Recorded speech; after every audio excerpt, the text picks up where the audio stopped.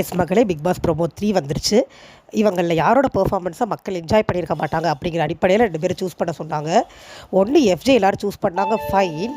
இன்னொன்று வினோத்தாமே எனக்கு புரியலை சீரியஸாகவே. சாண்ட்ரா அண்ட் திவ்யானா என்ஜாய் பண்ணுற மாதிரி என்ன பண்ணாங்க இந்த வாரம் ஃபுல்லாக?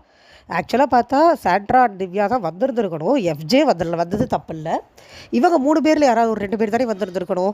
கரெக்டாக வினோத் கேட்டார், வியானாவோட நான் வாஸ் பெர்ஃபார்மராடா அப்படின்னு கேட்டார்.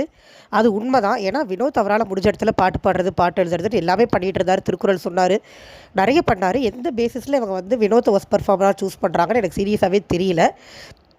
ஆக்சுவலாக கமருதீனும் மிகலாம் பண்ணி நல்லா தான் பண்ணார்.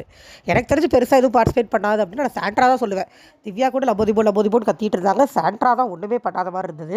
வெறும் சொல்லிட்டு சும்மா சுற்றிட்டு இருந்தாங்க. ஸோ இதில் எனக்கு புரியல. இல்லைனா ரொம்ப ஓவர் டூ பண்ணாங்கன்னு வியானாவை கூட சொல்லியிருக்கலாம். வினோத் ஏன்டா சொன்னீங்க அப்படிங்கிற மாதிரி தான் பார்க்குற நம்மளுக்கே இருக்குது. சச் அ வர்ஸ்ட் சாய்ஸ் அப்படி தான் சொல்ல தோணுது. யார் யார் சொன்னாங்கன்னு தெரியல, நம்ம அதை லைவில் பார்க்கலாம். அது ஈவினிங் தான் வரும் போல் இருக்குது, இருட்டு கட்டியிருக்கு. ஸோ இருட்டதுக்கப்புறம் தான் வருமா இருக்கும். லைவில் வந்து விக்ரம் இப்போ ஒரு டாஸ்க் சொன்னார், ஃபோட்டோ ஃப்ரேம் மாதிரி எல்லோரும் நிற்கணும், என்ன ஃபோட்டோன்னு கண்டுபிடிக்கணும் அப்படின்னு. அது ஆக்சுவலாக நல்லா இருந்தது. நிறைய எல்லோரும் நடந்த மெமரிஸ் ஃபுல்லாக ஒரு 2-3 பேர் செஞ்சு காமிக்க, அதை இன்னொருத்தர் கண்டுபிடிக்கன்னு சொல்லி சூப்பராக போச்சு. இப்போதைக்கு லஞ்ச் பண்ணிகிட்டு இருக்காங்க, லஞ்ச் சாப்பிட போகிறாங்க. இதுக்கு முன்னாடி அந்த எக்ஸ்கர்ஷன் டாஸ்க் முடிஞ்சது, ஃபோட்டோ ஃப்ரேம் பார்த்துட்டு வந்தாங்க, அவ்வளோதான். வேறு ஒன்றும் இல்லை. பார்க்கலாம். Thank you so much.